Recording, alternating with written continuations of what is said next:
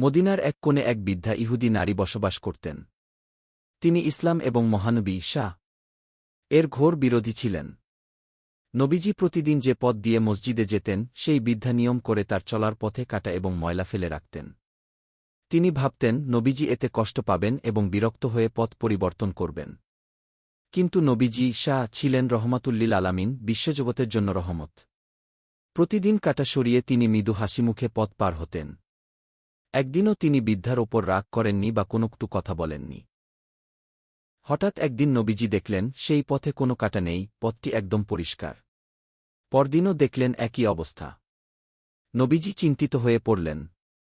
তিনি ভাবলেন, যে মানুষটি প্রতিদিন এখানে কাঁটা বিছিয়ে রাখতেন তিনি আজ নেই কেন? নিশ্চয়ই তিনি কোনো বিপদে পড়েছেন। নবীজি শাহ সেই বৃদ্ধার বাড়িতে খোঁজ নিতে গেলেন। গিয়ে দেখলেন বৃদ্ধা নারীটি প্রচণ্ড জ্বরে আক্রান্ত হয়ে শয্যাশায়ী। ঘরে তার সেবা করার মতো কেউ নেই। নবীজি নিজের হাতে বৃদ্ধার ঘর পরিষ্কার করলেন, তাকে পানি পান করালেন এবং সেবা শুশ্রূষা শুরু করলেন। বৃদ্ধা অবাক হয়ে তাকিয়ে রইলেন। তিনি যাকে কষ্ট দেওয়ার জন্য প্রতিনিয়ত চেষ্টা করেছেন, আজ তার চরম বিপদে সেই মানুষটিই সবার আগে পাশে এসে দাঁড়িয়েছেন।